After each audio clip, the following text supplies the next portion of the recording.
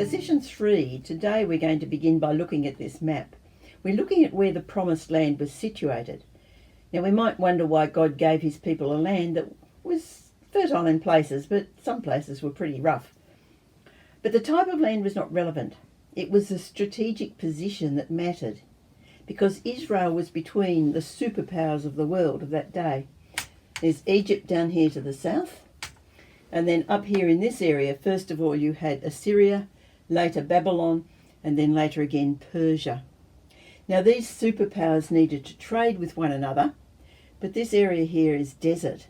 And so the way through, they had to come through Israel.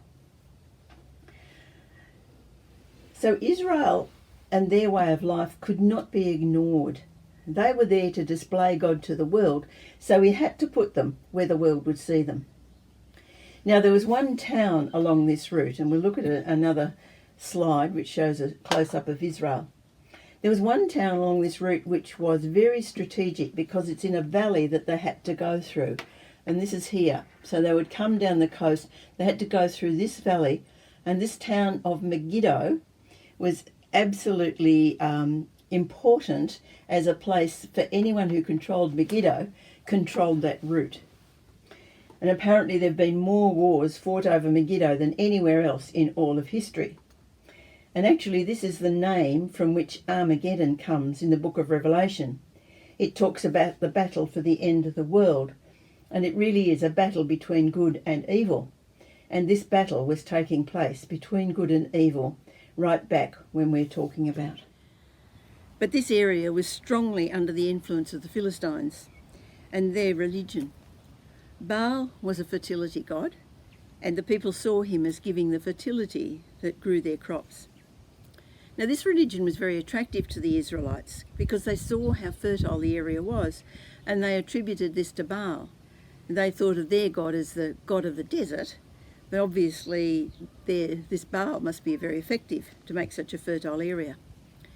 And the worship of Baal reached its peak under King Ahab, and Ahab had married Jezebel, who was a priestess of Baal. Now the people believed that every winter Baal would go down into the underworld, and he'd come back in spring and bring the new growth.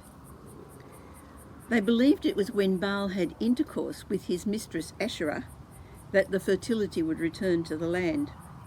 And so to encourage Baal to have intercourse, the priests and priestesses of Baal would have intercourse, and the people would do the same with prostitutes.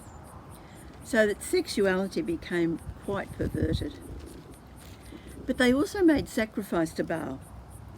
On the high places was a huge iron statue, and inside it was a fire, which made the statue red hot.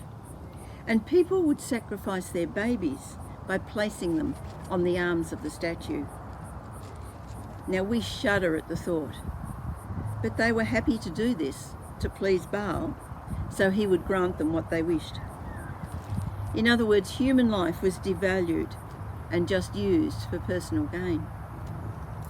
When Jeremiah the prophet was relaying to the people God's displeasure with them, he says this, and this is God speaking: "They built the high places of Baal to burn their children in the fire as offerings to Baal, something I did not command or mention, nor did it enter my mind." This was absolutely abhorrent to God.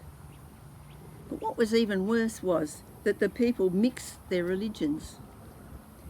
They were quite happy to sacrifice their baby to Baal and then go to the temple and worship God.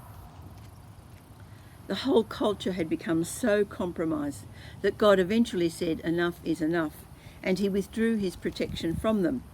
And the Assyrian army came down from the north and annihilated them, to the point that actually 10 of the Israelite tribes disappeared from history. Before we get too judgmental on these people, it might be good for us to reflect on our own hearts, our own lives. Are we doing things that are displeasing to God, and yet we come to worship him without considering what we're doing in our daily lives?